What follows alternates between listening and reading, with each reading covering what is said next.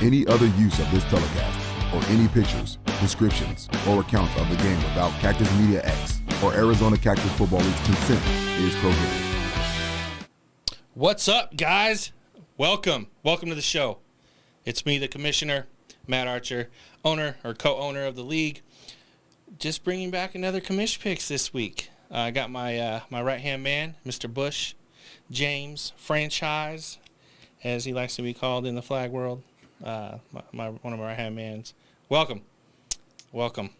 Thanks, Matt. Definitely appreciate it. Been looking forward to it all week. Getting back on here, talking through some of these games, what we saw last week, different stuff like that. So looking forward to it. I know a lot of these guys have been too.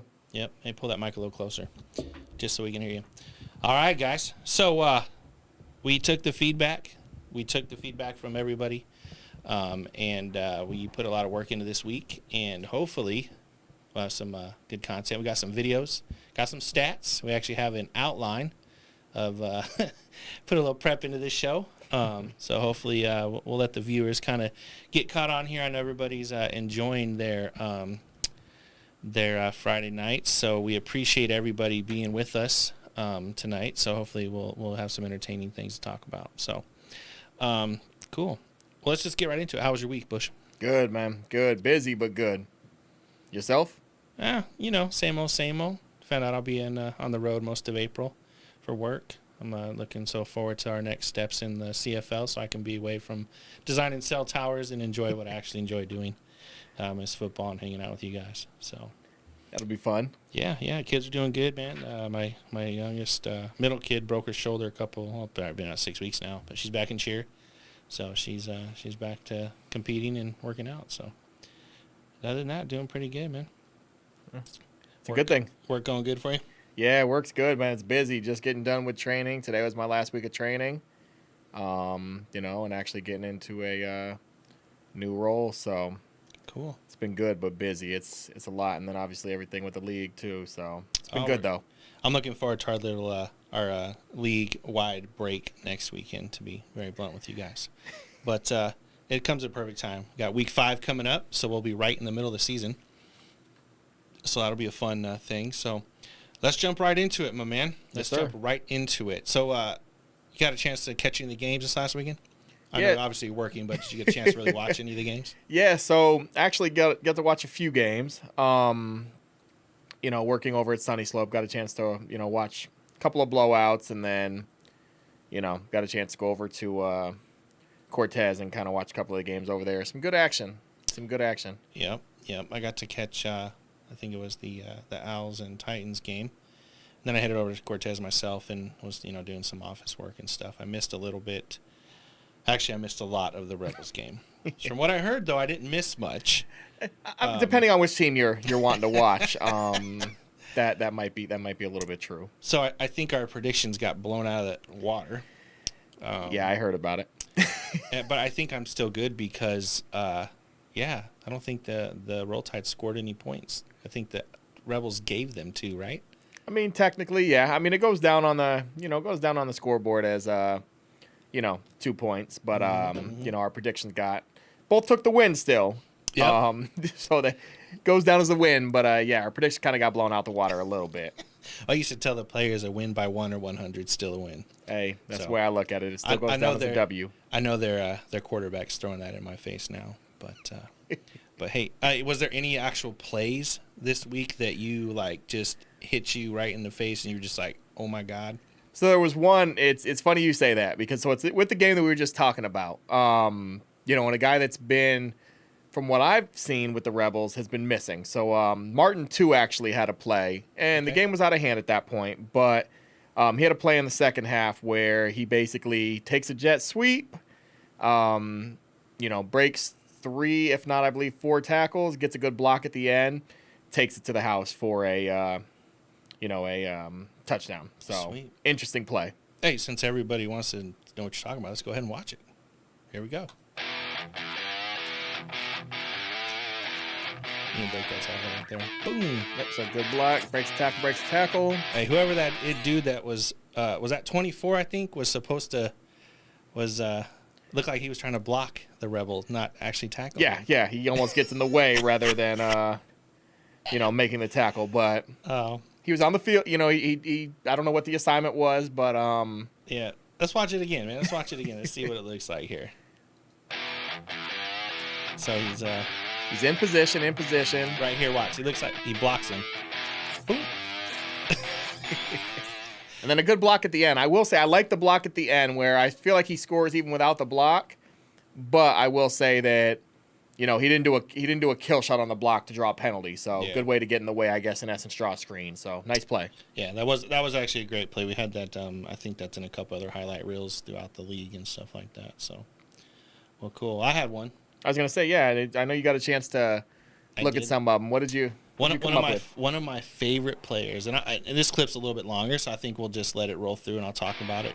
So when I was there watching the game up in the booth, I was talking to you and a couple other players sitting out front. We were just kind of, usual shit talking. But my man Dominic Johnston, number 0, right here in the slot, he takes off and out of nowhere I'm just like, oh my God, did you guys see that? I was screaming, my man just literally reached over that Titan player, pulled it out of his hand, and just straight up mossed him.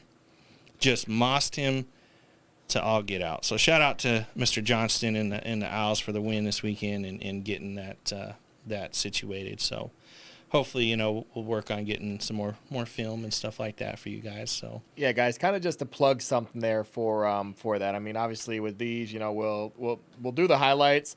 If there's a play you guys want to see outside of what we potentially show, right there, shoot them over to us. I mean, we watch film, but definitely it's a lot easier if we know exactly what we're looking for. Because I'll be honest, like I said, we watch all the games, but to try to remember, to try to see like different plays out of we're not Sports Center to make top 10, but send us those plays and we'll get them out here. That's what I'm hoping we get. So, but what another thing I want to mention is if any of you guys listening want to do a recap show on say Sunday nights or Monday nights for the actual games that just got played, hit us up. talent@cactusmediax.com. We can definitely work on getting you in the booth. Got some great producers lined up. Great graphics guys, some video dudes, sound dudes. I mean, we got it all hooked up. We just need the host now. So hopefully you guys can take us a little inspiration, and go from there. So, but enough with the sales pitch. Let's keep on rolling through. So Outlaws, they're on a bye this week. Yep. As John likes to put it, he's not going to see me for 3 weeks. But I have a feeling we'll see some Outlaws players at the games this weekend. They're free. They're still free to get in. The rosters are at the gate, so if they want to come check out the games, they can. But I am a very honest person, and I totally only saw a few plays from the Lions game. Okay. On Huddle, I did hear about the win for the Outlaws. Speculation. I'm sure Vonnie will start yawning here in a second, but I don't know if John changed up his plays because I asked him to, or I shouldn't say asked him to. I mentioned that he needs to run different things, but as we always talk about, the Outlaws are their disciplined team. I think Martwan talked about last night on Intel that they're a team for sure of every definition of a team. So. Huge credit to John and his staff and that team, So anything from the Outlaws that you saw? So it was actually interesting, and I apologize in advance if I, have missed some of these, but I saw some familiar faces making some pretty big plays in the Outlaws, and some of the names that I saw on the roster kind of surprised me too because I don't remember seeing them in past seasons, but number 84, Mike Spellbar, he's been playing the league for quite a bit of time. He had, a couple huge catches. I know he had a real big at the end of that. After their second touchdown, he actually had the game-tying extra 2-point conversion, on a play that I've seen him run basically a ton of times, running a play action, and he runs basically a corner route, and he was by himself. So big play there. So the defense bit on the play action and just left him wide open. He was by himself, and it's crazy because he's probably one of the tallest guys, maybe not the biggest guy out there, but tallest guy out there.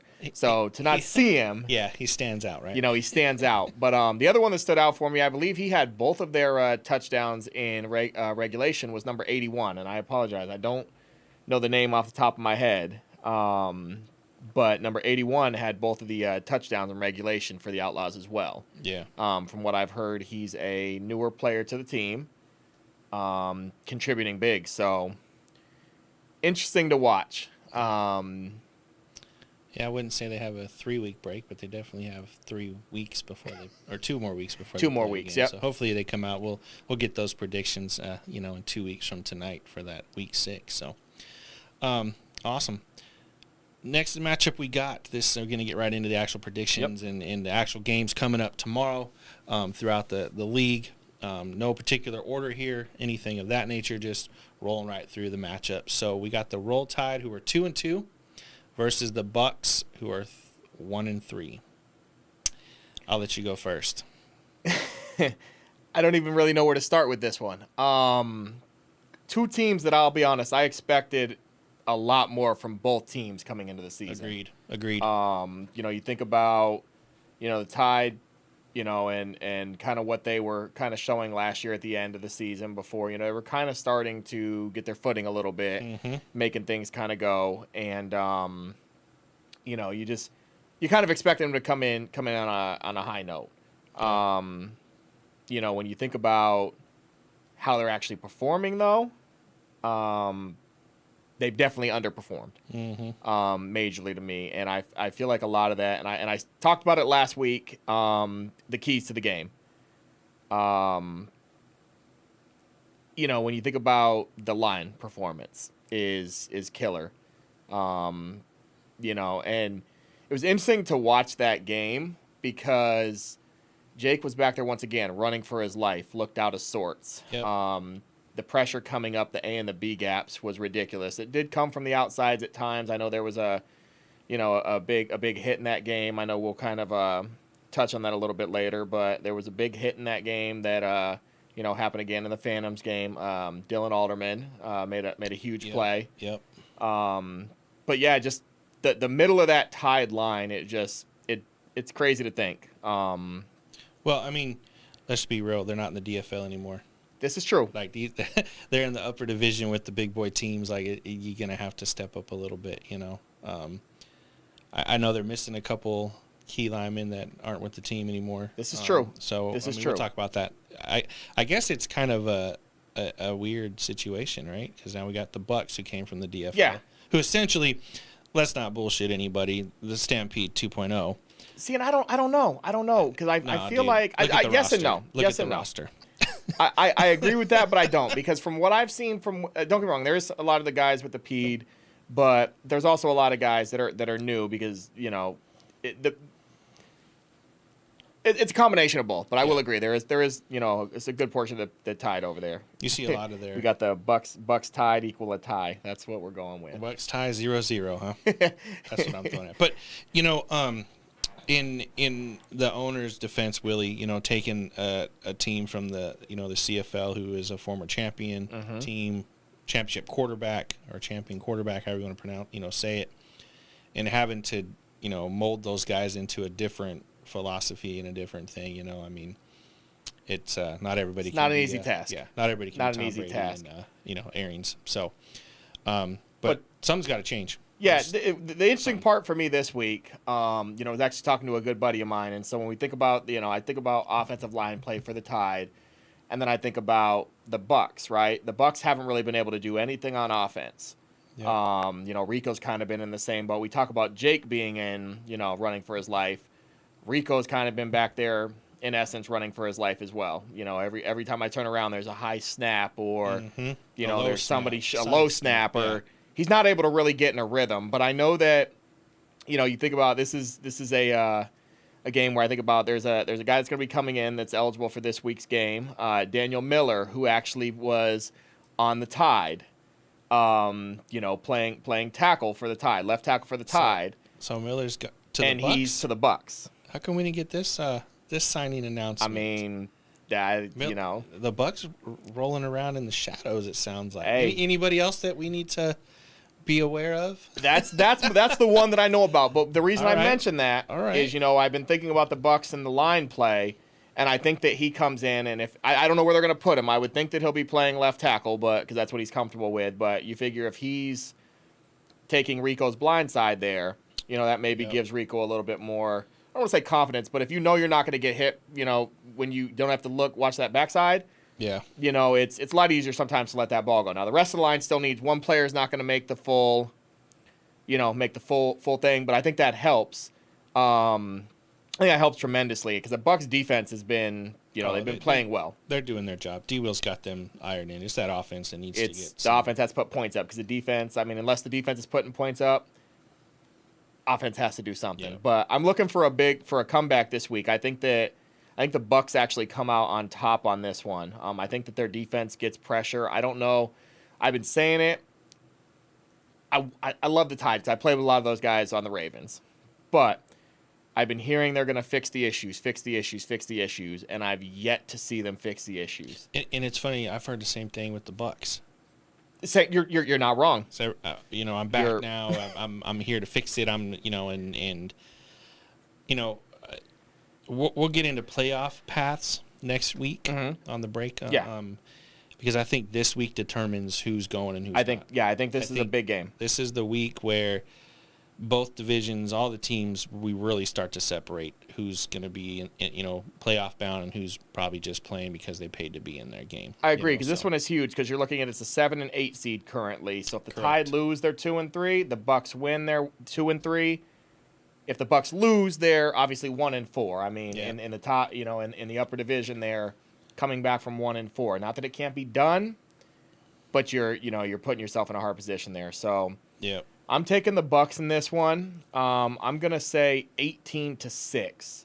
Okay, so you're giving Rico some. I'm giving Rico some love. I think that they finally fix it. I just think that they get it. I think Arlonzo Simpson, I believe number 1, comes in and has a big game. I'm right there with you. I gave it the Bucks, but I'm not at that spread.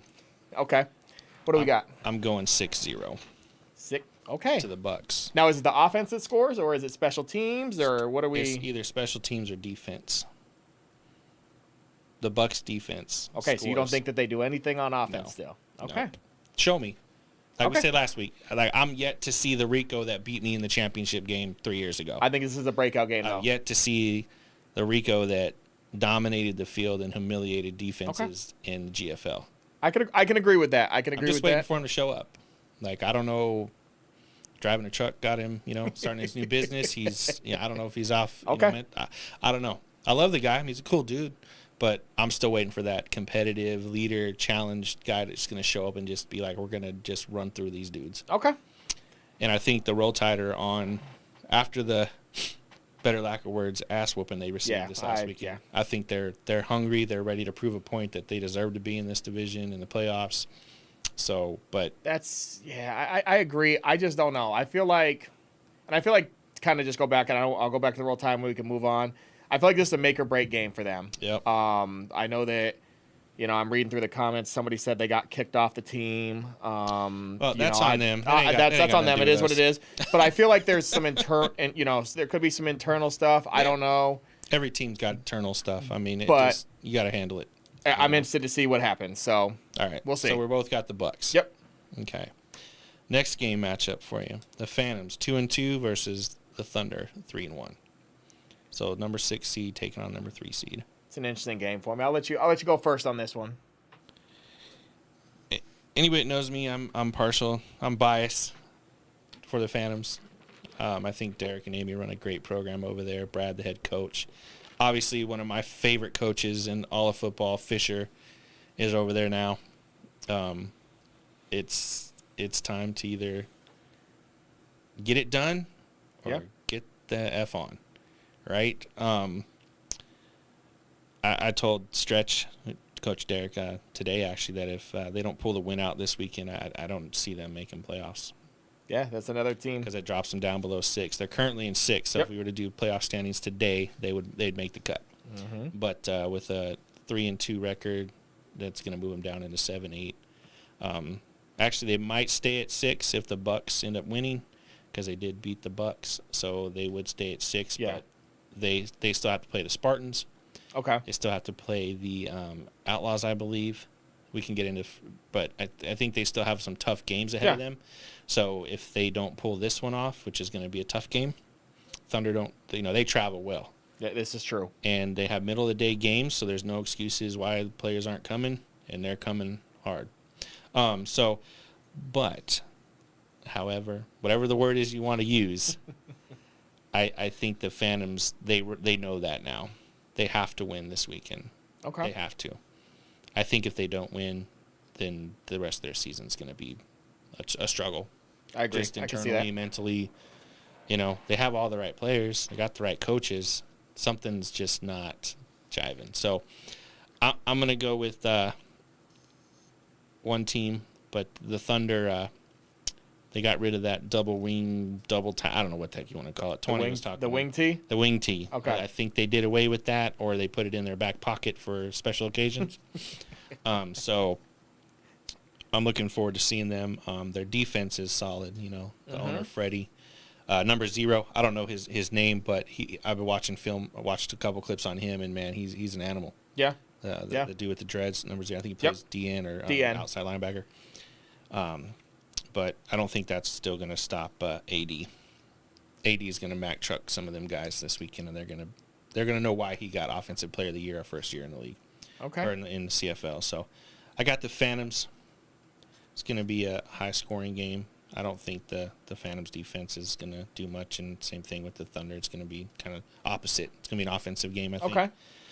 So I'm going to give some respect to the Thunder and give them 3 touchdowns, and then the Phantoms will get 3 touchdowns, but it'll be 27 to 20 something.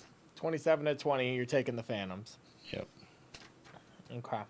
This is one that I've kind of been mulling around I'll come back. I didn't do the back math and forth right. with. My bad, guys. My bad. 24-21. 24-21, okay. Yep. And it looks like I believe is somebody from the Thunder mentioned number 0. I believe his name is Jarrett Baker. I think so. Props to you, Correct me if Mr. I'm Baker, wrong, if that's your name. There's 900 of you guys in the league, so all we really know is the numbers. But, I expect to see him on some defensive Player of the Year ballots this year. Some of the stat rewards. His name will be mentioned more, I think. This is the one though that's interesting to me. I've been mulling this one around when I saw this matchup. Everybody can say what they want to say. The Thunder are 3-1 right now. Yep. The Phantoms are 2-2. Obviously, we can look at who they've played. Yada yada yada, right? But you play who's in front of you. This one, I'm interested to see what the Thunder come out with, because I feel like if they come out with the wing tee, and try to control the ball, I don't think that. No. I don't think that that's going to be the key. I feel like if they open it up and throw the ball a little bit more, and try to get the ball down the field, because that's one thing they've been trying to do, a ball control kind of game. That works at times, but I don't know. When I think about the Phantoms, on the other hand, I haven't seen the same Phantom teams that I feel like I'm used to either.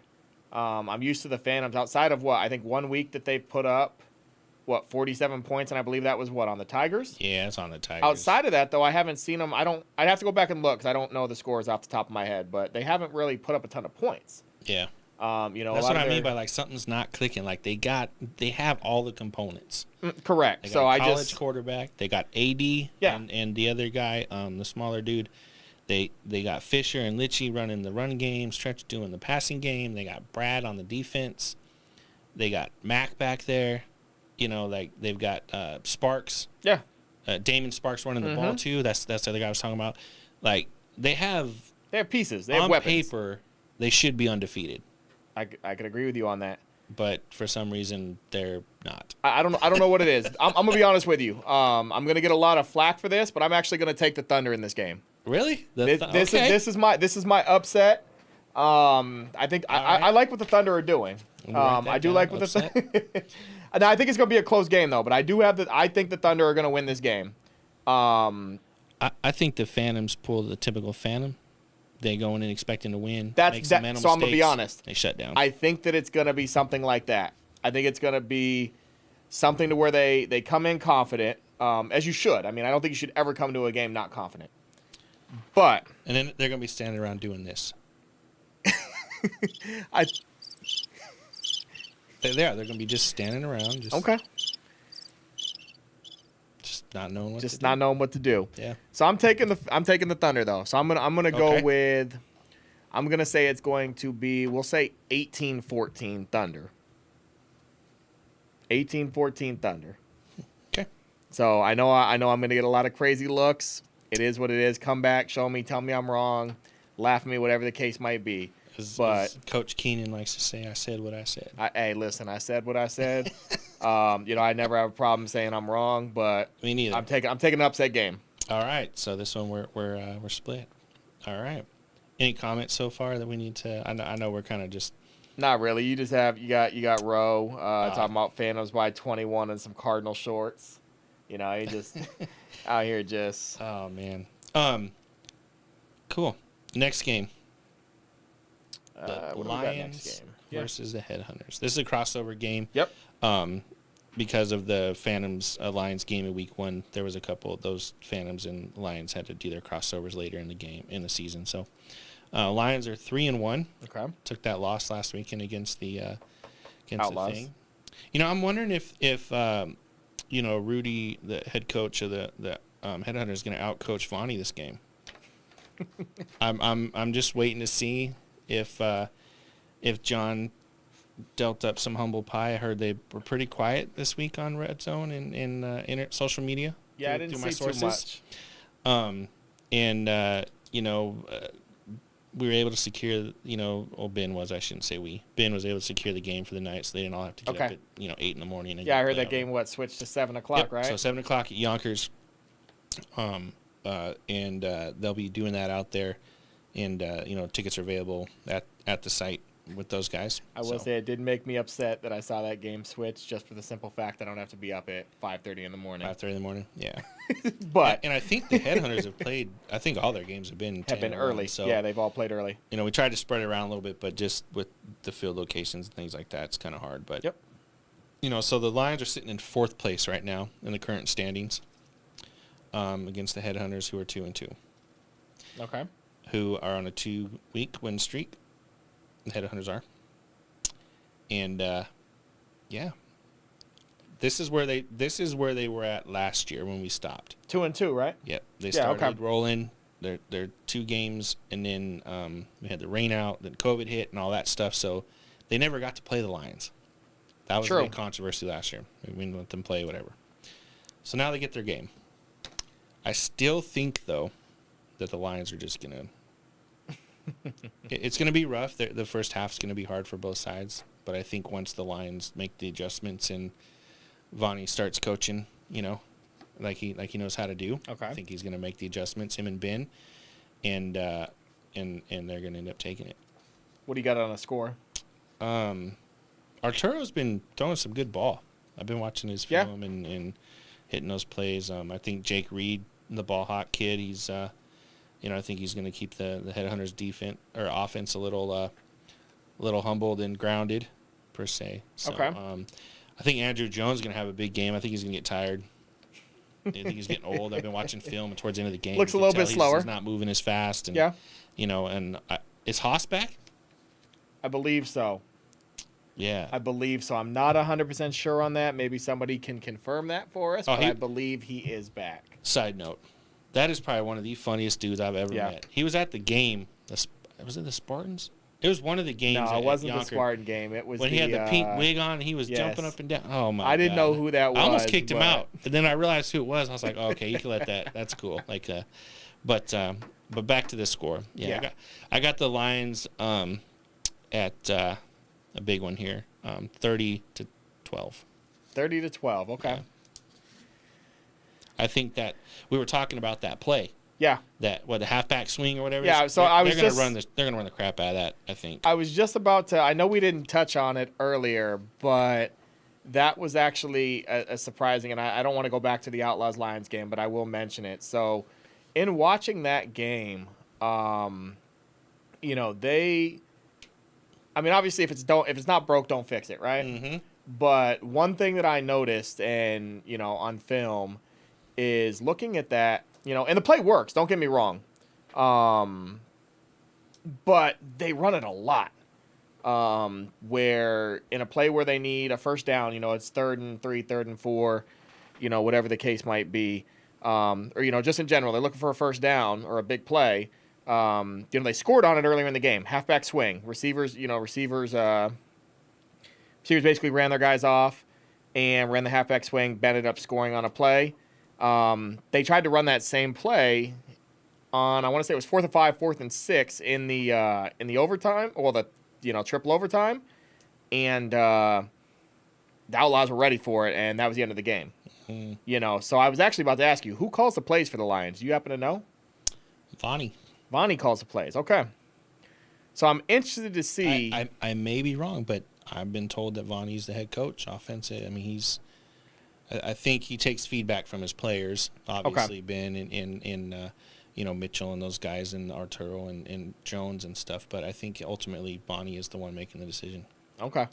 And if I'm wrong, correct me. I mean, I don't. Well, he's on here. He says I don't know football, so I guess show me something since you know football, but obviously more than I do. So obviously I know you're coaching and whatnot. So definitely show me something. But hey, whatever fuels him. It is what it is. It's just my just my thought on it. But needless to say, I think the Lions win this game. I don't think it's close, to be honest with you. I actually think that I think it's a blowout. I think it's going to kind of be one of the games that we saw this past week, like with the Reapers, mm-hmm. the Owls, those kind of scores. I actually think that this one, I'm going 48-6 Lions. Whoa, okay. I think that they have something to prove this week. Coming back out, you got some guys like, you got Dre, you got Tyree, coming, and we'll kind of go mm-hmm. from there. But yeah, cool. I don't know. I think it's a blowout. Sweet.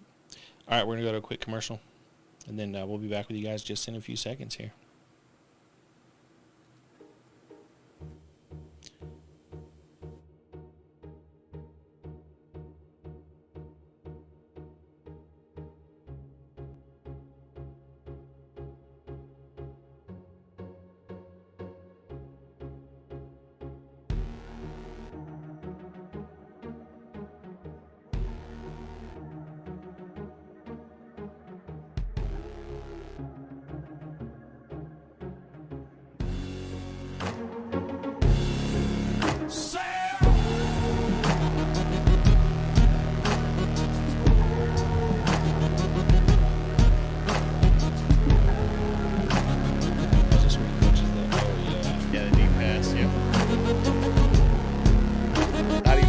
For a penalty there. So.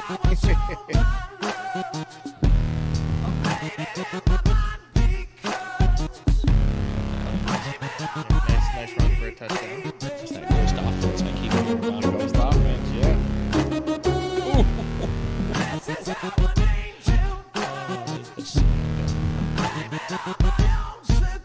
Nice play. Quarterback should have got rid of the ball. Nice play.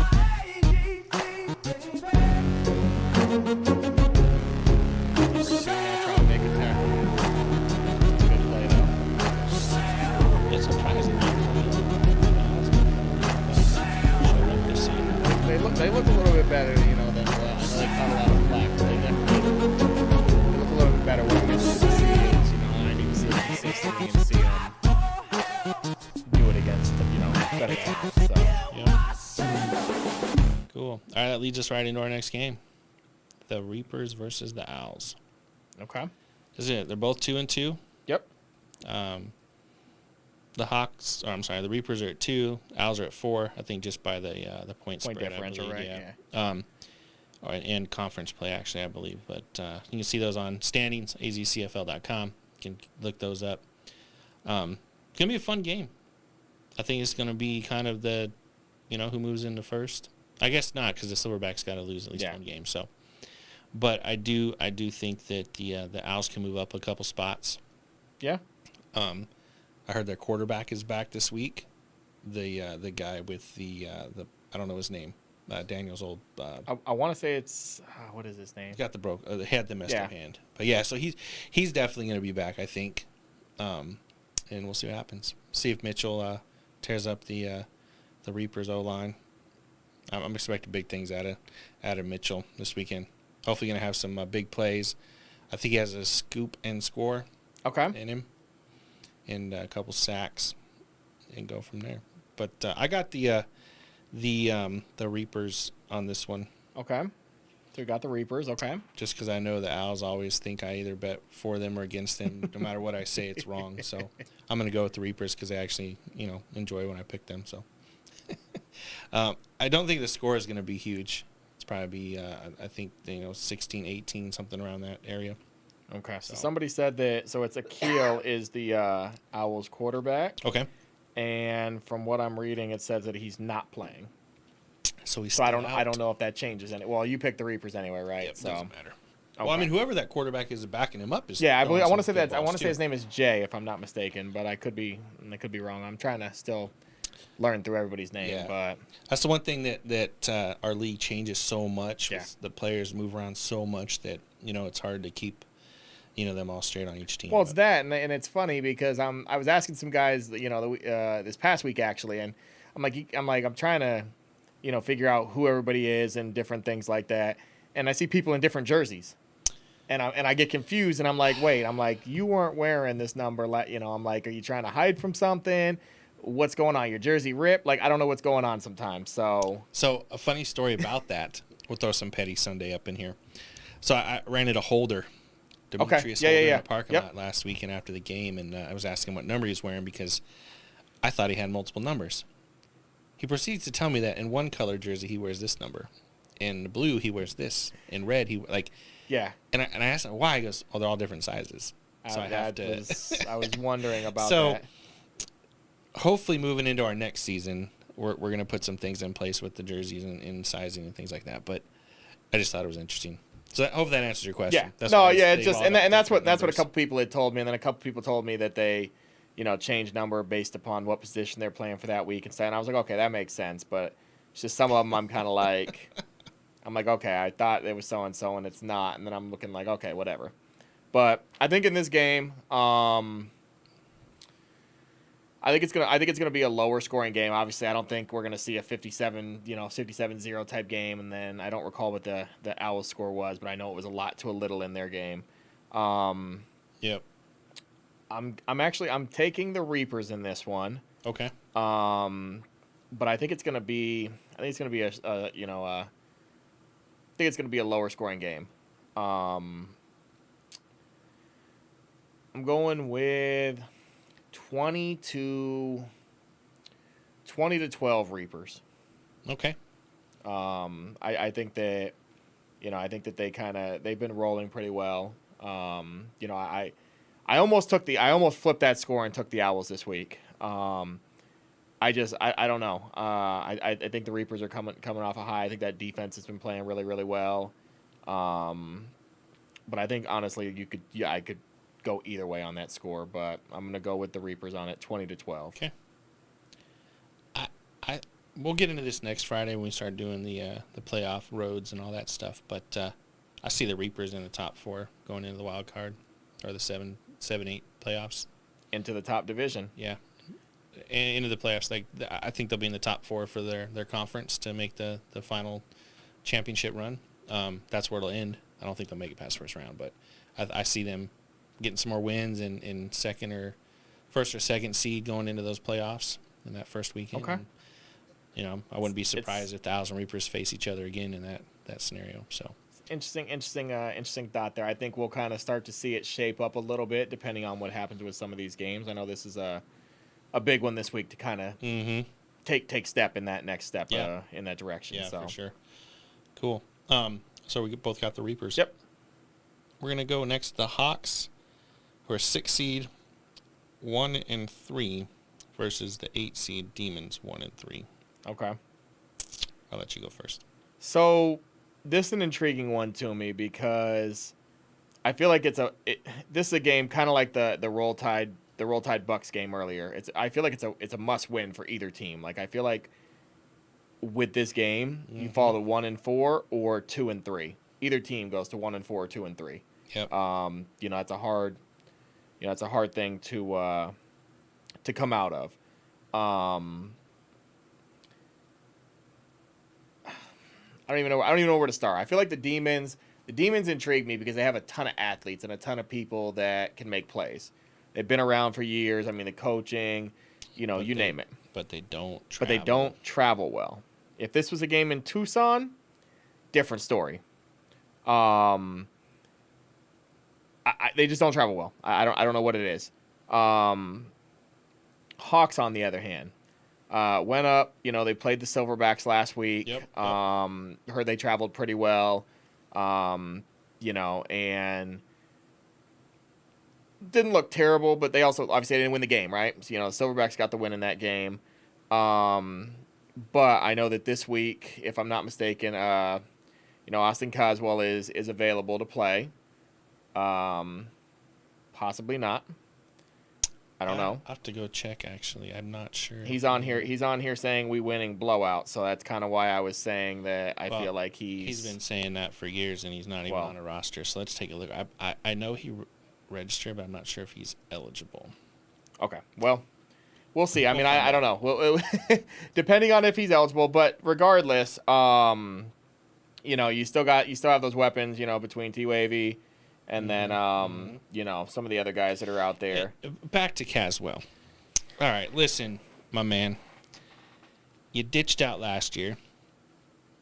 I say ditched in a different way, but ditched out on the Roll Tide. All right, he's been on the couch. He's been couch surfing with his Uncle Twanny. Okay. He ain't in football shape. So and I'll take slack for it tomorrow when I see him because I know he'll give me a hard time. But he'll be riding high on the sidelines. Okay. I don't know. He said he's scoring. He said he's scoring, and he said they win 35-0. Nothing. He's not scoring nothing. Okay. He's not. Now. So Aston Caswell is eligible. So that's what I'm getting reports of. So. Okay, so he's eligible, but yes. Will he actually play? I mean, I don't know. He's on here. Austin, what do you plan on doing tomorrow? I know you're in the. I know you're in here, so let me know what you're gonna do tomorrow. But he knows. He knows he's been couch surfing for the last year. He knows he has been. True. And I don't think the coach is gonna give him a wristband with all the plays on it. Okay. So you're telling me you've been in 1 week's worth of practice, and you know all the plays? When you practiced with the Spartans for 2 years and you still didn't know the plays? No. You can't be on the field if you don't know the plays. Hey, I think it's one of those though. With a guy like him, I feel like either you get the ball in his hands. Hey, go run it, go. Absolutely. That's why he needs to go. He should be playing running back. I'm interested to see what he. I guess I'll retract my statement. What position is he playing? If he's playing receiver or something like that, no, poo-poo. If he's playing running back, give him the ball, and you're right. He'll find a way to get out there. Okay, we'll see. But needless to say, I think that I'm taking the Hawks in this game. I think that the Hawks put up some points this game. Yeah, I do too. I don't trust the Demons traveling. Like I feel like I don't know 1 week to the next if the Demons are going to show up. They show up, but I don't know who's going to show up. I don't know a ton of players for the Demons, and I want to get more research on that. But needless to say, I just go off what I see. But I think tomorrow, I think Caswell comes in, scores a touchdown in his first game. And I think T-Wavy actually gets off tomorrow too. I think that he's kind of been underperforming for me this season. I haven't seen, I saw a lot of talk on Red Zone, with him and different teams and different players, and I just haven't seen it. Do we know who the quarterback is for the Hawks? Because I know Rome was up in Prescott, but I know he wasn't. I don't know. If any of them Hawks guys are listening, let me know. Hey, so who's the quarterback for the Hawks? I know, like as soon as I see him, I know who he is, but I don't know the name. Kind of skinny, little skinny guy, yeah. Yeah, he threw that out route in the corner. Needless to say, I feel like the Hawks come out, the Hawks win the game. I'm looking for some big things from them. Obviously, I'm gonna stop saying that if they don't start to finally show me something. Well, I think, and personally, in my opinion, it's just like the Phantoms. They have pieces. Yeah. Their coaches are, I don't want to say proven because they're newer to the league, but disciplined. They run the team tight. You can tell it. They do everything from my standpoint at ownership level, what I'm looking for a team. They discipline their own players when they get out of line. Don't make the league do it. Things like that. They practice. Guys are paid. No real sideline shenanigans other than Rome. He can't seem to keep his mouth quiet during the game, but it's little things like that they can fix. But something's going to have to click soon.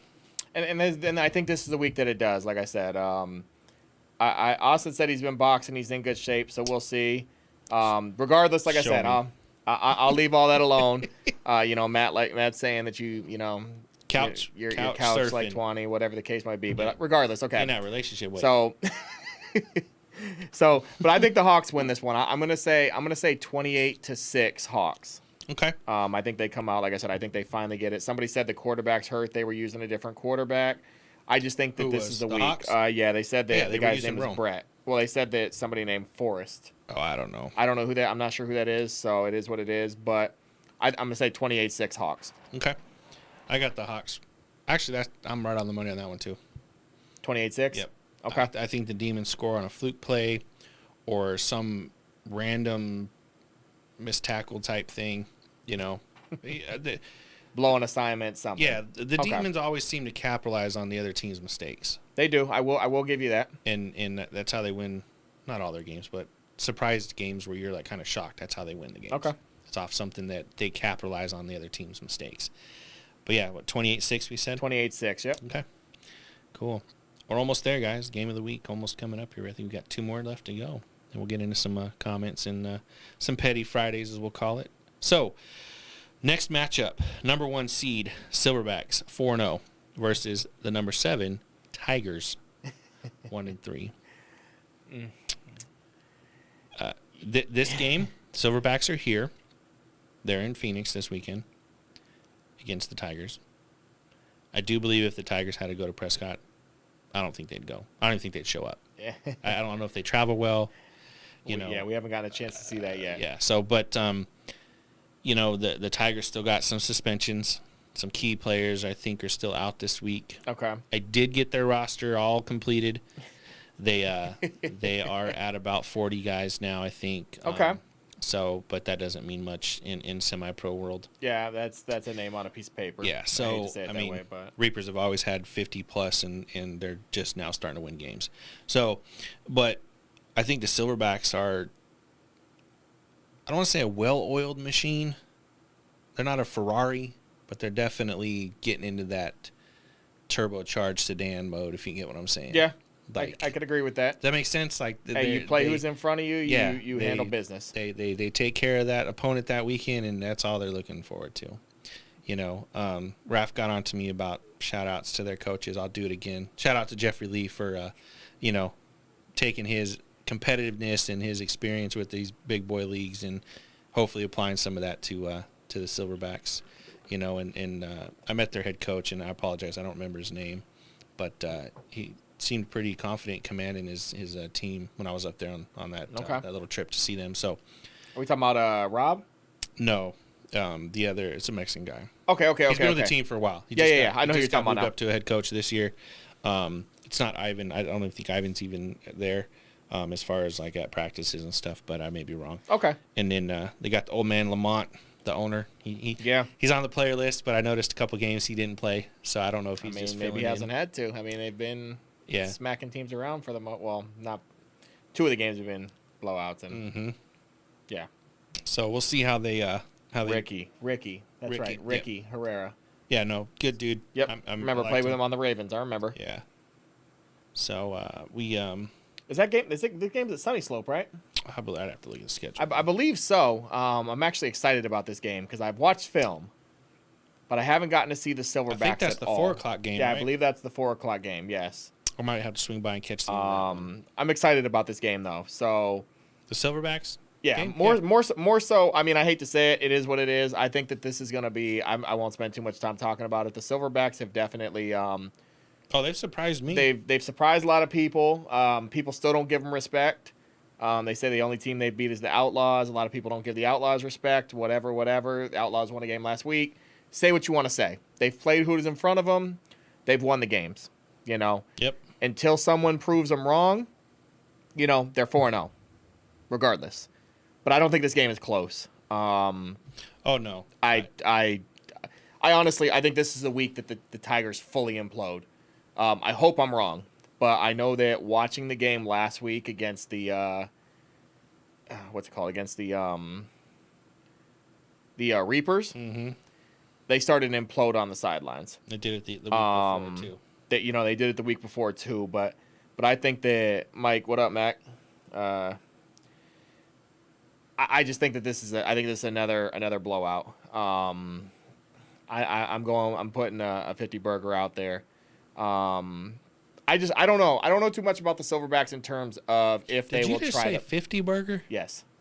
Oh my God. Okay. But so and the only thing I'll say there is how many of those we had this season? One? We've had one. And it was actually put up by the Reapers. I don't think anybody would have picked right? Against the Tigers. Oh man. But I think that back-to-back weeks the Tigers get and I'm sure somebody's going to come on here telling me that I'm wrong, whatever, and I haven't, whatever.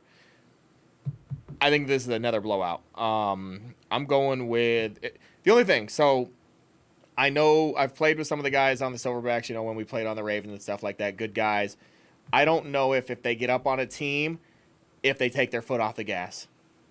So that's why when I say 50 to whatever, I don't know much in terms of if they'll continue to try to put points up or if they're going to get out of the game with like a 35-0 or what. I think it has to do with everybody has a bye next week because of Easter. But if they had a tough game next week and they get up, me as a coach and preserving my schedule, I would throw the second string guys in there and let those guys play. I would try to preserve my starters for the next game if that was a big game. And so I agree with that. You don't want to try to take any injuries or anything like that potentially, right? You want to get your guys that may not get a chance to play, right, in live action rather than in practice. They're coming to practice, they're showing up. But, I think about would they try to continue to put up – are they going to run the ball? Are we going to continue to work on the offense and throw the ball? Last week the Reapers were throwing up by 40-some-odd points. They were throwing, 40-yard passes downfield up by 40. So that's where I say I don't know. But I'm going to say random amount here. We're going to say can't even do my math off the top of my head, but I'm going to go 50-0. Okay. 50-0. I don't think that the Tigers, like I said, I hate to say it. I think Silverback's offense is better than Reapers, so I'm going 57-0. 57-0 again? Because I think if we hit the mercy rule at halftime, I was shocked that the Reapers scored 3 more times in a running clock. Well, and they actually, they left some points out there. Oh, and they left some points out there. Wow. So, yeah, I'm right there with you. I think the Silverbacks are going to travel again, come down here, kind of putting the other league on notice. This is why they left, because they wanted, I don't want to say competition, because right now they're beating everybody. So, but, they're going to play who's in front of them. I think this is hopefully a game where they work on some stuff for the, the down stretch of the league. The Tigers, they, like you said, they imploded. You know me. I'm a big believer on it starts at the top. Yeah. When the bottom of the team is falling out, it's because the top of the team isn't in sync. Okay. I can agree with that. Starts with the owner, head coach. Just, you when you put together a team and I think, the big teams prove that. Ed, as much as we'll get to the Rebels here, but that's an example of when the team fails in any level, he owns up to that, and then he fixes whatever needs to be fixed. Yeah. He stands in front of the firing squad, and he takes those hits for his players, and then he goes back to those private meetings, and that's what I did when I owned the Spartans. That's what Phantoms do. That's what John does. That's what Ben does. That's a lot to be said. There was a player having a meltdown, and he was saying some choice words to Dennis, and I'll get a little in the weeds. There's no way in hell a player would talk to me like that. Yeah. Regardless. So, Tigers players that are listening, you guys have to be a team if you want to win games. You have to. And if you have those cancerous players, you got to cut them. You got to just say, hey, man, you got to go. So Not wrong. That's your dad's speech to the Tigers. No discredit to the Silverbacks. I think they're going to beat whoever we put in front of them. I expect to see them number 1 seed all the way to the playoffs. When they get into the playoffs, we'll get into that next week, but I think they're going to be the upsets. So Funny part is you give me a hard time when I say 50 burger. I say 50 burger, and you look at me like I'm crazy. And then you turn around and outdo me and do 57-0. it's like the price is right, bro. Okay, so we're bidding. Yeah, you're outbidding me. If anybody knows me, the first one talk about money loses, which is usually numbers. Okay. So we'll just leave it at that. So yeah, we're both in the 50s. Okay. You know, I hope the Tigers score. I'm hoping for a better game. Yeah. I really do. But like I said, I just, after the beginning of the season, I didn't pick them the first game. And I got some flack on doing that. Somebody, I don't recall the person's name, not picking the Tigers. They beat the Scorpions. Come on, rah, rah, rah, all this, stuff. And that's the only point. And then turn around and play the, that's the one win that they've gotten. And then turn around and play the Phantoms and some of these other teams, and they're getting maxed out. Yep. So I'll say what, it is what it is. But, I mean, they've allowed 121 points. yeah, as I say, they've given up, more points than any team in the league. And that's in 3 games because I believe they shut the Scorpions out, if I'm not mistaken, Yes. in that game. And then the last 3 games they've put up. So they're, averaging 40 points given up? So we're good. We're in the right spot. Yeah. I mean, yeah, it is what it is. Like I've always said. Show me. I'll get off of that. I'll get off that soapbox on that. But I just don't think it's going to be close. They just got to do better. Mac, real quick, I know you said you didn't see it. So Matt picked you guys to win the game. I actually am not picking you guys in that game. I'm actually taking the Thunder in an upset. Mac, you can go back and watch the replay. So yeah, you can go back, watch the replay. I'm sure you'll comment, you'll tell me about it. But yeah, appreciate it if you show up on time, please. Thank you. Yes. Player rep, bad representing. So Silverbacks over the Tigers, blowout to a goose egg. I agree. Second to last game, got the Scorpions who are 0-4 versus the Titans who are 2-2. This one is a hard one for me, just because I have a personal soft spot for both these teams. I'm always the underdog guy. I love the teams that everybody discredits and looks down on, and those are the people that I want to see succeed so bad. But I'm going to flip the script. Okay. Scorpions, you got to get it together. Yeah. This is your 3rd season now. Well, with veteran coaches, veteran players, something is not working over there.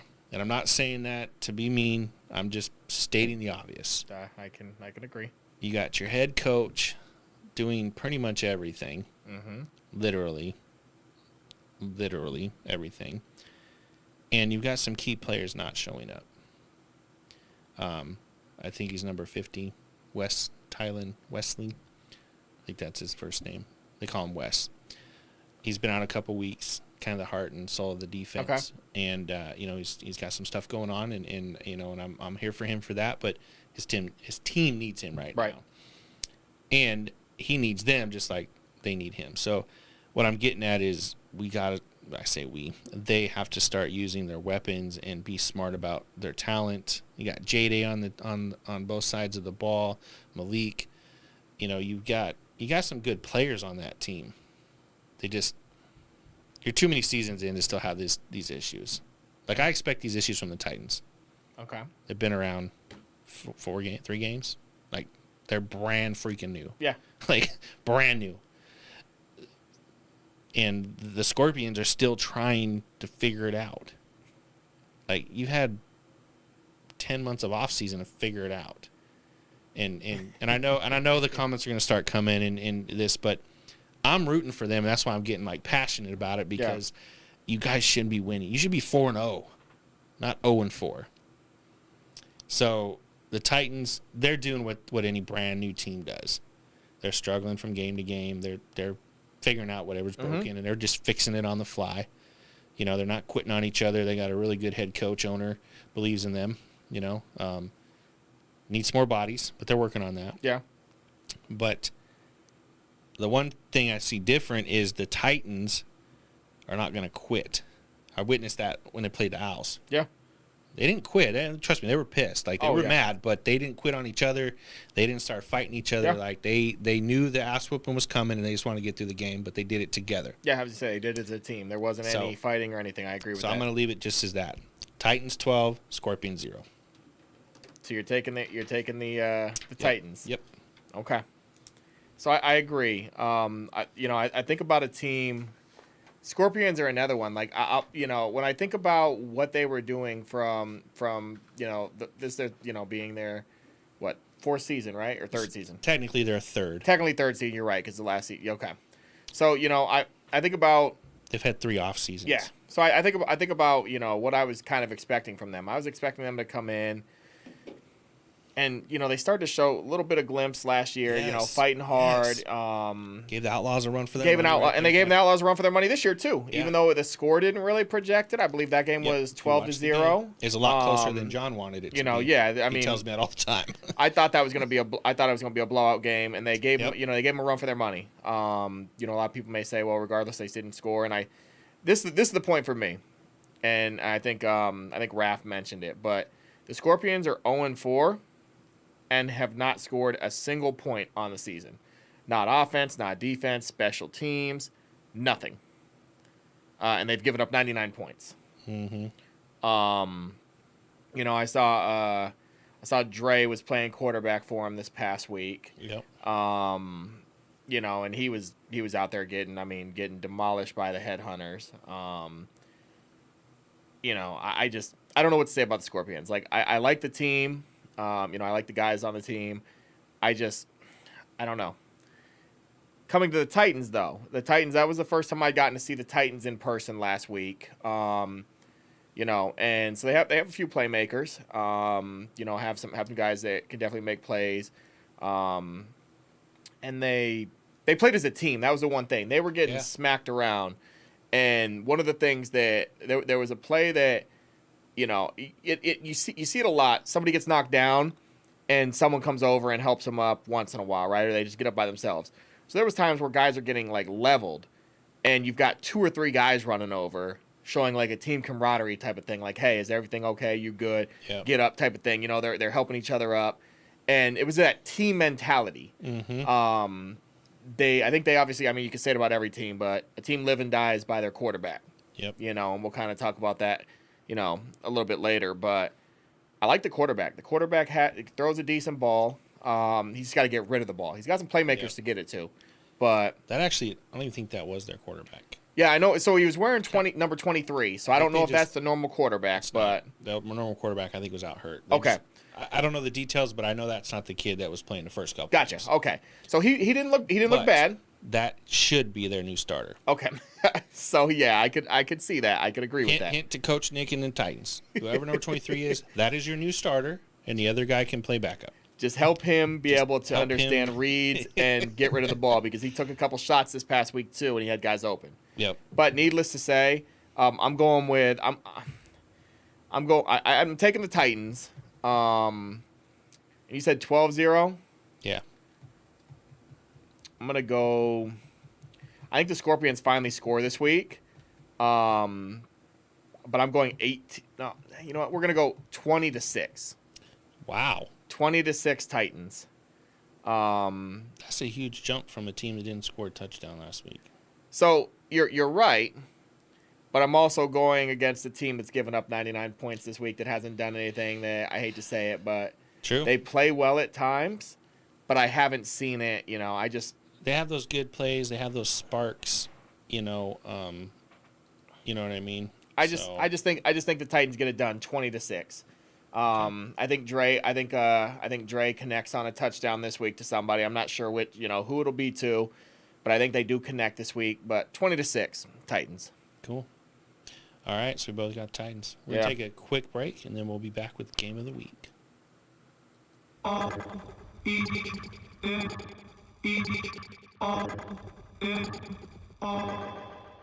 Hear what I say. We are the business today. Fuck is finished today. RT&J, we the new PB&J. We dropped the classic today. We did a tablet of ashes today. Literally put the matches and ashes away. We dash away. Donna and Dixon, the pimp is rapping away.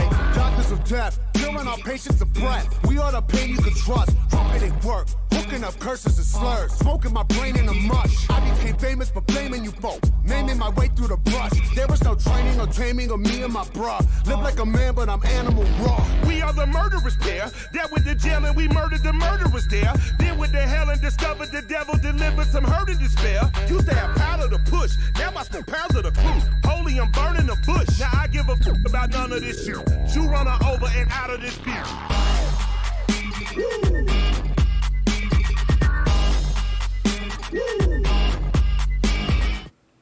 We're back. Game of the week. The Rebels versus the Spartans. Rebels versus the Spartans. God. Game of the week. Here we go with all the comments. So I heard some rumblings about the Rebels having game of the weeks back to back to back, and the Spartans, the favoritism BS that comes along with all that. So here's the real honest truth, and I'm just going to cut right through the BS. I want the best teams playing game of the week. I agree. So become the best team, and you will play game of the week. I agree. I had a few teams tell me, they didn't get a game of the week ever or anything like that. And it's funny. It's coming from teams that have scored 6 points in the whole season so far. Really? We don't. It's more of a business type thing. Yeah. Hey, like people want to watch the games of the week. They want to watch the competitiveness. They want to see. So the funny part is, the comment that I made back when I had a few people say that to me this past week. Hey, you only show certain teams love, and you kind of mentioned it. It's a business thing. Same thing happens in the NFL. I'm a New York Giants fan. I hate to say it, but we've gotten you only flexed get out your of games on ticket. Listen, we've gotten flexed out of a couple games to the point where, I'm thinking, hey, Monday night we got a game. I'm about to watch the game Monday night. Prime time, good to go. And all of a sudden I end up at like a 6 a.m. London game because they changed my game because we're 4-11 type nonsense. Yeah. So I say that to say, guys, like Matt just said, at the end of the day, yes, it is a pay-to-play league, right? That's great. But you're playing. But you're playing. If you're 5-0, you have nothing to worry about, right? If you're 0-4, 0-5, 0-6, whatever the case might be, you're considered a lower tier team, whatever you want to say.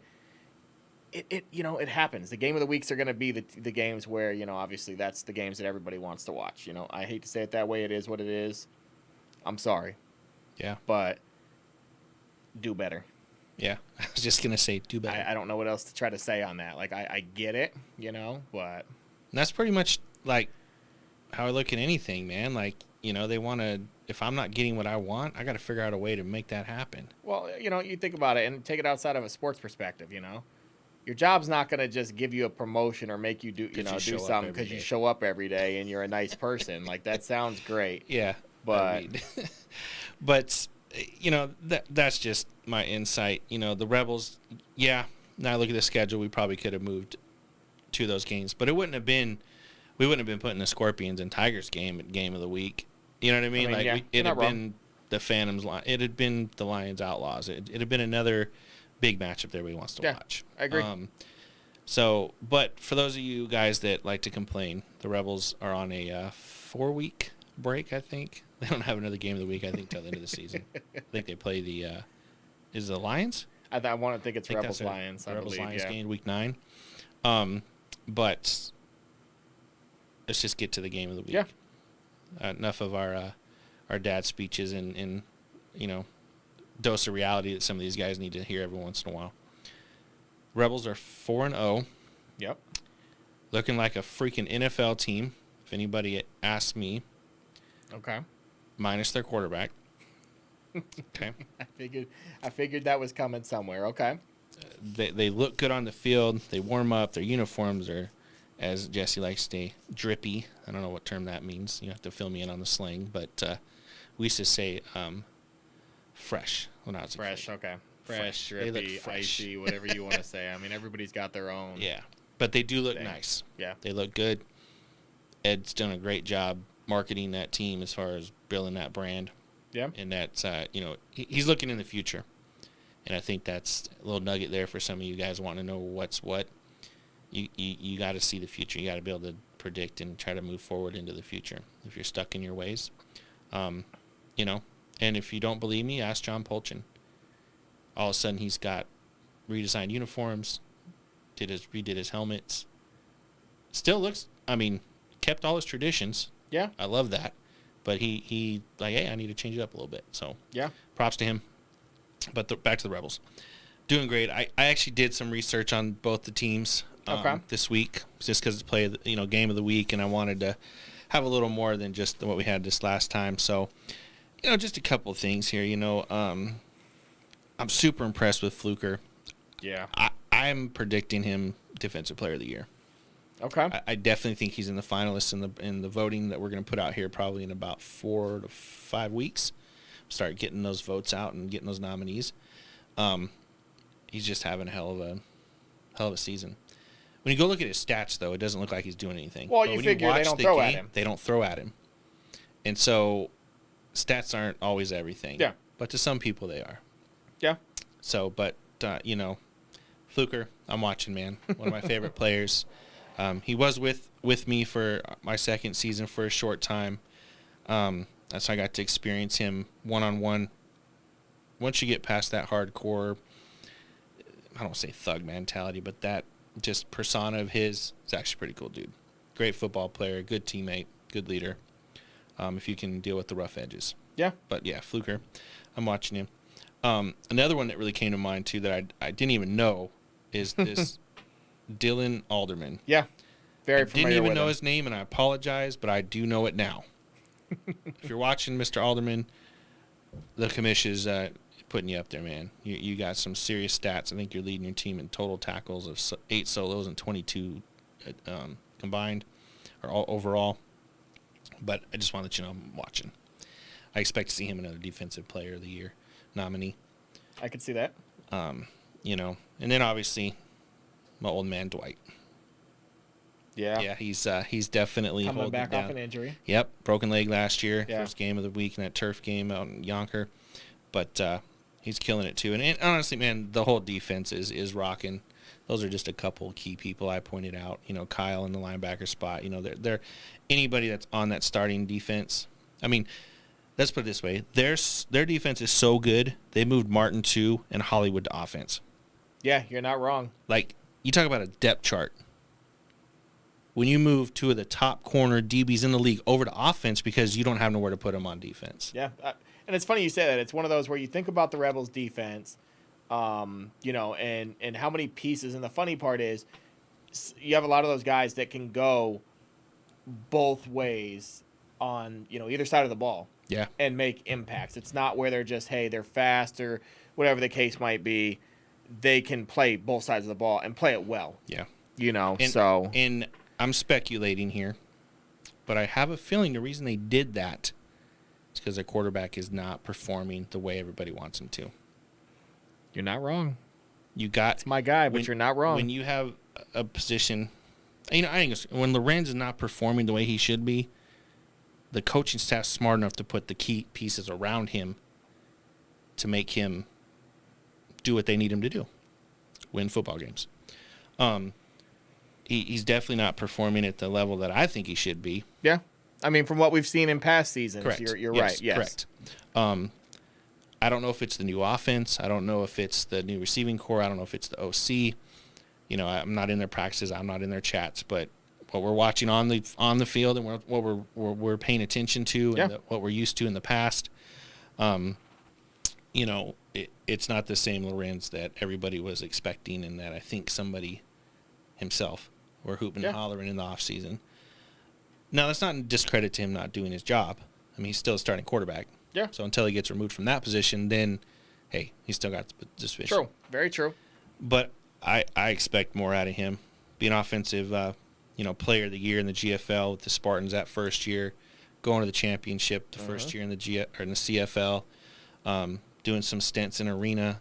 I know he's not to air it out, but he's talking to a pro league right now that's, he's in their ear too. So he's got a lot of big things happening, but he's got to take care of what's happening right here. Yeah, the right now, I mean, that we talk about the future. I've seen some stuff back and forth on Red Zone and stuff, and, you mentioned that, and, it's great to look at the future, but, I've seen some talks of national championship and different things like that, which is great, right? But you got to handle the first. You lose, not to say that it can't be done, but you lose one game, you slip up one game. I don't care who it's against. It could be against good team, bad team. None of that matters.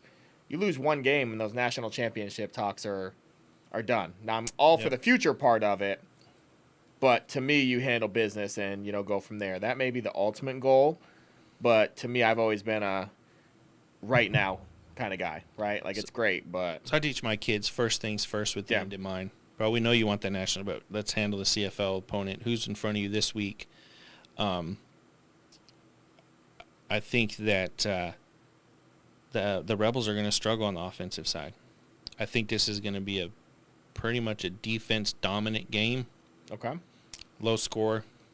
I got the stats here, and surprisingly, I'm all about the win and loss.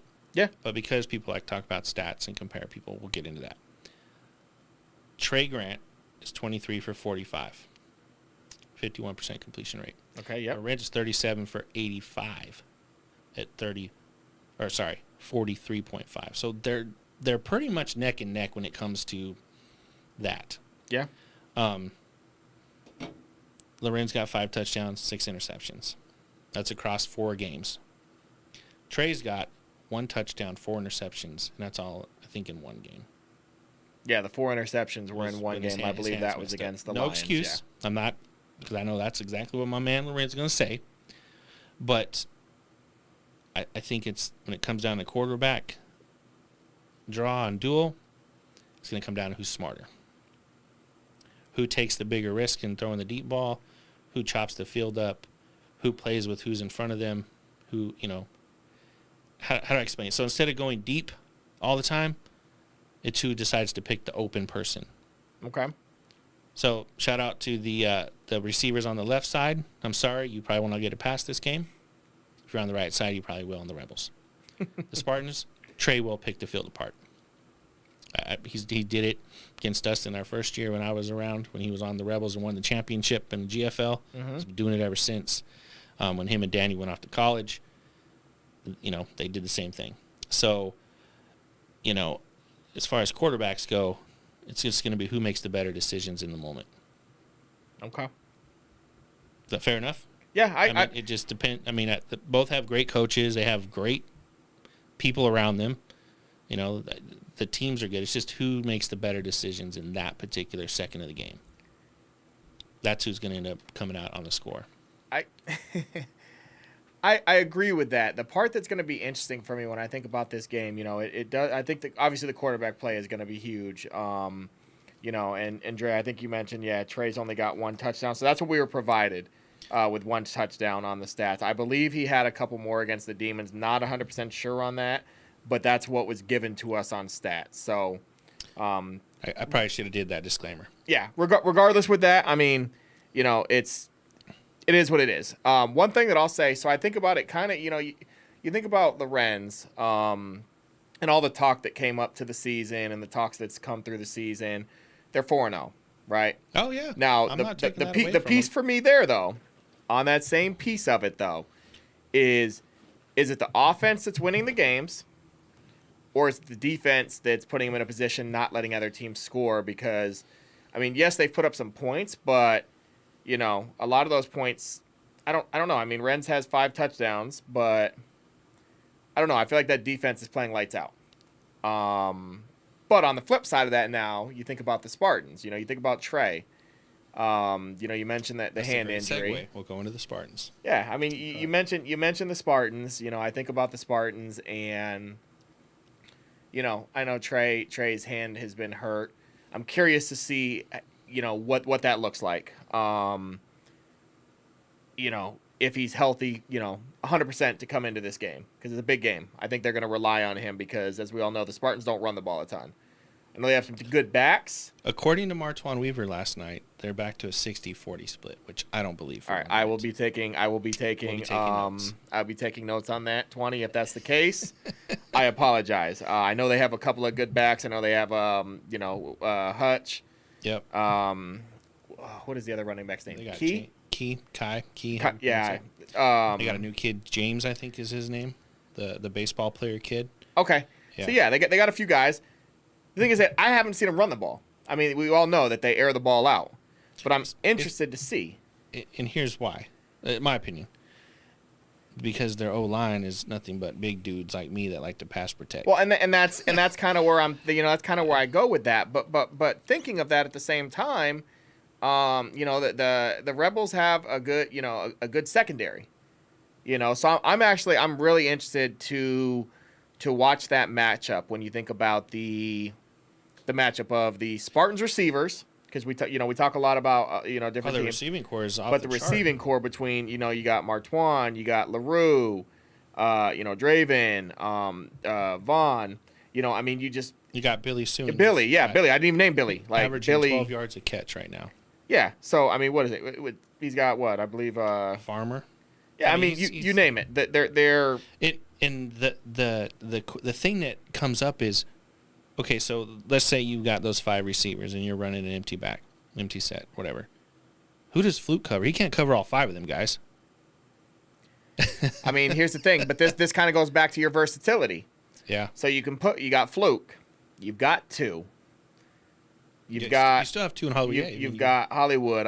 You've got guys that can match up. The piece there is there's just so much. Then I start thinking about the Rebels D line. What does that pressure look like? Oh, their D line's amazing. The D line is you could say the same thing could be said about the Spartans D line though. And I know we'll kind of talk about that. Yeah. The big one, Christian Upshaw from U of A. Number 53, right? Yeah. Dude's huge, man. Their defense only given up 33 points in 3 games. Next to the Rebels, I think, and I may be wrong, I'll get crucified for this, but I believe, here comes your biased favoritism to some of you guys.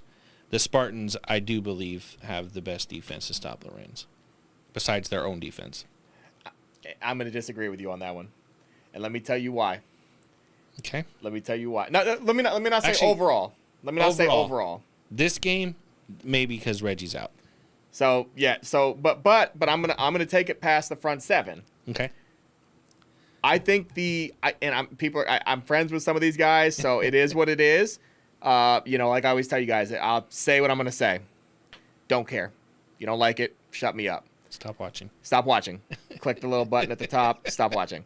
But in all seriousness, I think about the Spartans secondary is where I'm not convinced. Their DBs are so questionable. I think that the front 7 the Reapers sometimes. I think that the front 7, yes. The DBs, when I'm watching guys multiple times get beat on the same route that they just ran 2 plays ago, or I'm watching back-to-back plays, or I'm just watching where it's the sloppiest route that I've ever seen, and I'm watching guys just get demolished and run inside instead of out. Yeah. It's certain stuff like that where I don't know. I think I agree with you on the point that this is one of the better defenses so far up to date that Lorenz will face. I just don't think that I don't trust the secondary. And obviously to me, like I said, the Rebels are a passing team. Oh, their suspect is all get out. I don't know. I'm torn on that one, but I agree with you. 50-50 on that one. It's going to be fun to watch Coach Wilkins of the Spartans, play chess with Coach Love. That's where I was going to get to. I'm interested to watch a chess match. I think this game's going to be really the Spartans' offense versus the Rebels' defense. Mm-hmm. That's the other way around. Yeah, we're just going to they're going to watch the game, right? But I think the fireworks, the fun, the exciting plays, the questionable calls, as these guys like to call them, is going to be when the offense for the Spartans is on the field and the defense for the Rebels on the field. That's going to be the. I see a lot of 3 and outs on both sides. Yep. The question I have, I don't know if you watched a lot of film, Yep. Been watching film but all I week. do not believe, and maybe the Rebels can correct me, I don't think they have a place kicker. I saw them pooch kick it on the 33-yard line. And Lorenz dropped it in the 2-yard line. I mean, dude's got an amazing pooch kick. Yeah. I'll give him that credit where it's due. He's one of the best pooch kickers I've ever seen in anywhere. And I need pooch kick. That dude can kick the ball 50 yards on like one little step. So he's athletic, right? But I think that's where the Spartans are probably going to end up taking it, if they can, is going to be on an extra point or a field goal. Because I do believe Cody Barber is here. I was going to say, Cody, that's one thing that separates, in a game like this, that's one thing that I think about. Cody, that's great, because Cody's one of the best kickers I've seen. From the 50-yard line. Can they block him, though? Can they block for him, though? I believe in the Demons game, they got a kick block. You know, that's on the special teams coach of the Spartans. He got to do his damn homework. He's got to get in there and understand the players. He's got to come prepared, because the Rebels defense, they don't change up on those special. No, they don't. It's the defense you've been getting whooped on by. It's the same they defense. Stay right there for the punt. They don't sub anybody. Or the field goal. So that's going to be the question. Can the Spartans make those quick adjustments? Can that O-line figure it out? Can the snap happen? All of that stuff. And you and I both know that the special teams what kills most teams in semi-pro. So any team that works on their special teams tend to do a little bit better. They have that weapon. And then obviously when you add Cody Barber, who's a professional kicker in arena. I think if they block for him, yes. I don't see him miss. Yeah. I don't think I've seen him miss a kick where it hasn't been blocked. Correct. Let me put it that way. The accuracy that I've seen, even watching arena ball, you don't see the guy miss kicks. Yeah. No, he's an amazing kicker. He's a great teammate. He was on the Rebels a couple years ago. I think the first year we started the league, he was with the Rebels, and I got to sit and chat with him at their team meeting. And he's just a good dude all the way around. It's competitive as heck. Like, that's one thing. He's quiet, but he's a fire, man. Yeah. He wants to win, and he knows his role is to kick the extra point and the field goals, and that's what he does. Do your job. And he's happy to do it. I'm excited to see Christian on the Spartans. Very humble guy, beast on the field. I think he's got a couple of forced fumbles. Some sacks, things like that. But I'm interested to watch that matchup because I feel like the Rebels have one of the better O-lines that I've obviously in the league as well. I expect Alexander Williams to get demolished this game. I maybe not that to start. Was coming somewhere. Maybe not to start, but he is one of the better O-linemen in the league. Mm-hmm. But when you're playing against Shaq and Upshaw and a few of the other guys that the Spartans have, they rotate their D-line from watching film. I do not believe that the Rebels do that. Not a ton. They do a little bit. They do a little bit. I know I saw some in the in the Roll Tide game. Oh yeah, because they're winning. Well, no, but even in general, they were rotating that a little bit. Even before it started to get out of hand, they were rotating that a little bit. The only reason I say that about Alex because it's only been one game with the Rebels. Yeah, the Spartans defense been practicing since summertime. So I think they're gonna not not having Reggie. They're not maybe not be able to fill some holes. I have no idea who they're on the roster they're going to throw into that spot. Yeah, I was wondering when I saw old that. and slow, so I mean he's just the commander. He tells people where to go and what to do. But oh no, Roe gonna do his thing. Roe reminds me of that Toby Keith song, "Good Once as I Ever Was." You ever heard that song? Yeah. I know you're not into country music. No, I'm not a country guy, but I've heard it. Yeah. I've heard the saying. I didn't even know it was on a country song, but I've heard the saying. But I don't know. I think Roe does his thing. Do you think not having Reggie's going to impact the game? Honestly, it depends on what. I think it depends on what. Well, A, who they throw in there. Mm-hmm. But B, I think it just depends on what that. You kind of talked about the matchup between Aaron and Ed and I think it depends on the play calling there for me because I feel like that Spartans front seven. I don't know who calls the plays on the defense. Yeah, I'm not sure who calls the plays on the defense, but I know that. We'll get to open discussion. Let us finish. I'm sorry. Yeah, Roe called you Roger Archer. Yeah. All right, so hold on. I woke up. I'm sorry. Oh man, let me turn these comments off. No, it's all good. But no, in all seriousness, I I think that the loss of Reggie in this game, I think, will be big because I feel like if they come out and try to run the ball, Reggie's coming in. He's a tone setter. Yep.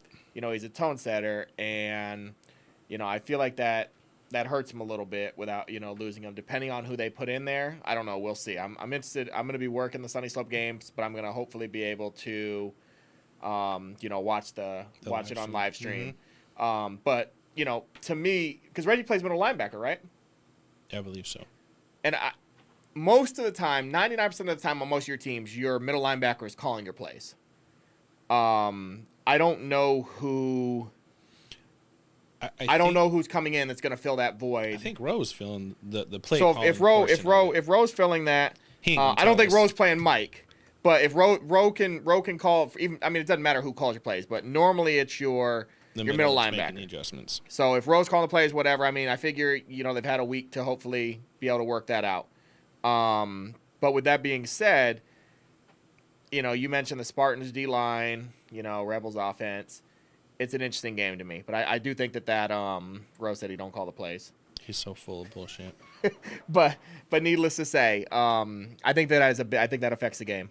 I do think that affects the game. Yeah, it does. So. I don't know. This one a tough one for me. I feel like this is a coin flip to me as well. But what do you think? What do you think on the game? What are you kind of going with? I think I'm going to just call Rowe right now. Oh, we're gonna give Rowe a call. Okay, we're gonna give Rowe a call. Hopefully, so Rowe, I hope that your phone is charged. Roger Archer is gonna go ahead and give you a call real quick. Yeah. So I'll sit here and yip yap until you answer the phone. No, we definitely can just give him a buzz real quick, and we'll get the real inside scoop. Let's find out. I hope this is his. Imagine it not being Rowe when he answers. It might be his wife. Roger. Hey, what's up, man? What's up, Doc? So we figured we would just skip right the comments and get you right in on the show. So give us some inside scoop of what's happening. We need to help Lorenz with every chance we can here. You guys figured out the Reggie situation? No, we haven't. Okay. We need you to release him. Nope. Unfortunately, Twani's bribe was not good enough, so the commission decided to let him hold on his suspension. No, but all fun and games. We're actually going to a 9-2. A 9-2. Sheesh. Woo. Okay. All right. That'll be interesting. So my question is, in all seriousness, has the team adjusted without Reggie being there? Or is it something that you guys are still trying to work on? Man, I couldn't even tell you. I haven't been there, Matt. What the? These guys. Well, I don't know. I'm seeing comments talking about Rose retired, and I did see Rose been trolling a little bit. I don't play without my middle backer. He doesn't play without his middle backer. Okay. Okay. Fair enough. Well, if that's the case, that maybe changes. What's your prediction, then, Ro? Tell us what we're going to see on set tomorrow night. You're going to see a dog fight. My guy's going to be ready. I'm going to be ready. I'm looking forward to it. We hopefully going to shut some people up. I hope so. I'm going to say it right now. I don't like Lorenz. Never have. I want to shut him up personally. I heard that was the reason why you never wanted to come to the Spartans, because he was on. That's exactly the reason. I don't respect him. He ain't got no heart. He ain't a real man. You can quote me on that, too. Okay. Like my man James said, I said what I said. Hey, it is what it is, man. That went from 0 to 100 real fast. Yeah, right. I think Roger's gonna hang the phone up now. Yeah, I think I'm gonna let my man Ro handle his business.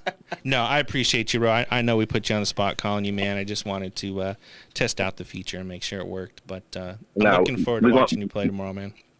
Yeah, I appreciate it. We got some open trials for middle backer. Tell them to come out tomorrow. Tell them to come out tomorrow. Okay. Sounds good, man. All right. Have a good night, brother. All right, see you Ro. later. All right, and bye. Sheesh. Ooh, man, that went from 0 to 100. So I will let you guys know. I'll be 100% honest with you. Like, we didn't vet that. Yeah. I know that Ro does not like Renz. Wasn't expecting that, but one thing I'll say is that I don't know Ro very well, but I know that he's been in the league a while. I've played against him. But he's one of those no nonsense.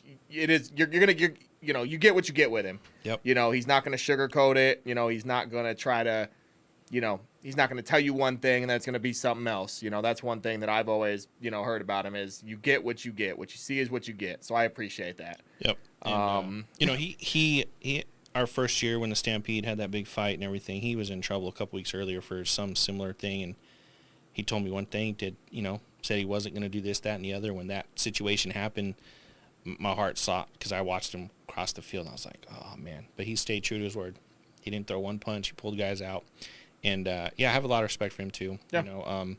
Yeah. Apologize for that not vetting. I'll learn my lesson. Yeah, we'll learn, but we appreciate the realness. Yeah. I think it's going to be a dogfight. I think it's going to be fun. I think it's going to be competitive. I'm hoping we keep the N-word down because I do know that some special guests will be in the stands tomorrow night watching the game for our future plans. So let's wrap up this game. Yep. Do a quick little open floor just for a few minutes. If anybody. Yeah. So what do you got score on this game? Well, now that I found out they didn't fill the middle linebacker spot, I am going to have to go with the Rebels 10-7. 10-7. Okay. 10-7. Yep. Okay. So the problem that I get is no matter what, I'm gonna get flack no matter who I pick, one way or the other. So it's fine. Kind of like with some of the other games, I get flack no matter what. This is one that I think that I'm interested to see because I think it's gonna be a close game. But I'm taking the Rebels in the game. I'm going to go, let's see. We're going to go 24-16. Okay. 24-16 Rebels. And I think 2 of those are Rebel defense touchdowns. So if I'm going with it, I'm going to say that one of them will be a rushing touchdown, and one will be a pick 6 by Fluke. I think that Fluke ends up making a big play. And I think that 2 of those scores will be. I think Renz actually throws 2 touchdowns. I talked about it earlier. Oh yeah, that's secondary suspect. The secondary. They're gonna. Watch it. It is what it is. They're going to pull Martwan Weaver and pull a couple sluggos and catch. So I actually heard that. Yeah, no, I heard that 20 was actually gonna, 20 or Billy might be making a, safety move. No, 20's so kidding. scared to I'm get kidding. hurt. Oh, Billy on the other hand, he might. No, I yeah. can see Billy switching sides. That'll be interesting. But so both on the Rebels. Yeah, right. Taking the Rebels in that. Cool. Open discussion. Any comments that we had that we need to address that I know we may have skipped over in the moment? Other than Mac having to go back and watch the beginning. No, I haven't really. I mean, just free Reggie, Reggie's in court. But no, in all seriousness, guys. So we got a couple minutes here. Is there anything that you guys kind of want us to, take a look at? Anything you guys want us to kind of talk about? Anything that you want to say? Somebody posted up. So I'm not sure if we can. I don't think we have access to. Somebody posted a huddle piece, but we'll see if we can at some point get to that. I'm not sure if it'll let us do it. But I actually, speaking of that, now that I think about it, I did want to update stats real quick. So we talked about the Trey piece. So Trey had 3 passing touchdowns and 1 rushing touchdown against the Demons. Okay. So that would put him at 4 passing and then 1 rushing for the season. Gotcha. Along with 4 interceptions. Okay. So that's not about to get my money back on these stats. Yeah, I was gonna say we'll address that. We'll see what we can do here, but cool. I don't know.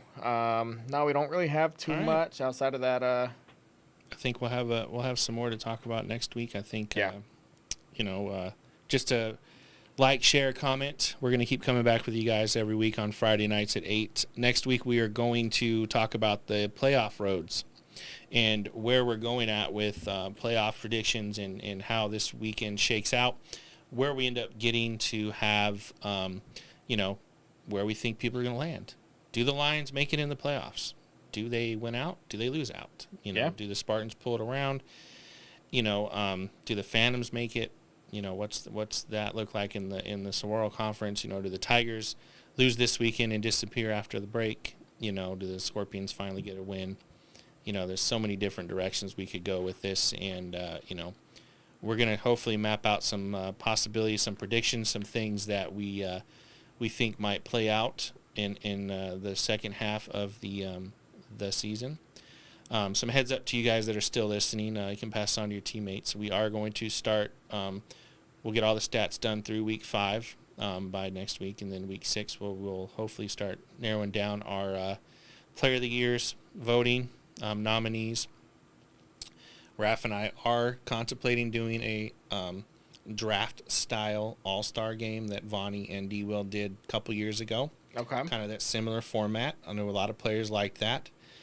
I'm not sure how we're going to pick those players as far as who's eligible, but we'll figure it out with those guys. So it's something to look forward to. We start working on the championship venue for the playoffs and the championship so we can house everybody and do all of that stuff. So some good things looking forward to, to finish season off with a bang. Obviously, masks. Those of you guys that are going to Cortez and Sunny Slope, the school is still requiring us to wear masks. Yep, I was just going to hit on that. Until they say otherwise. The people visiting Yonkers, that school district is let us do what we need to, what we want. So please respect all the fields. No smoking, no alcohol. Take care of the parking lots, pick up after ourselves. If you have little kids, please keep them under control. We are going to start continuing to ramp up security and access to the fields, things like that, as we move into the playoffs, as the games get bigger and bigger. Yep. Tickets are on sale. They are up there on the site, so go ahead and get those pre-purchased tickets. And then I believe after this weekend, this is our last weekend for doing any type of at-game or at the gate sales, I believe. Raph's working on that right now. So if we have no other comments. I was just going to throw one other thing out real quick just for Sunny Slope. Those of you guys, kind of the same thing. First game's not till 1 o'clock. Gates will not open until roughly 11:45 to be able to get in there. That's player and fan. Fan will probably open around 12. Mm-hmm. Players will be there around 11:45, give or take. I try to get you guys in there as soon as possible, so you guys can get in there and kind of go from there. But yeah, as Matt said, just the same thing with the mask. Masks will need to still be worn. I know that the whole mask ban thingy or whatever the governor did. We'll still need the masks and whatnot. And other than that, just keep cleaning up after yourselves, guys. I appreciate you guys. Shout out to you guys last week that were there. The fields looked really good after you guys left, so I appreciate you. Cool. All right, guys. Be safe tomorrow. Watch your P's and Q's. You never know who's watching. And until next week, we will sign you guys off with the game of the week.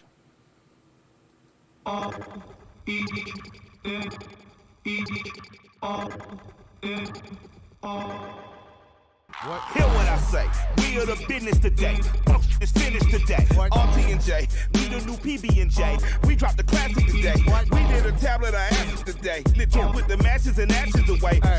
We dash away. Donna and Dixon, the pimp is blasting away. Doctors of death, killing our patients of breath. We are the pain you can trust. Trumpet at work, hooking up curses and slurs. Smoking my brain in a mush. I became famous for blaming you folk. Naming my way through the brush. There was no training or taming of me and my bruh. Live like a man, but I'm animal raw. We are the murderers there. That with the jail and we murdered the murderers there. Then with the hell and discovered the devil delivered some hurt and despair. Used to have power to push. Now I spend pounds of the crew. Holy, I'm burning the bush. Now I give a fuck about none of this shit.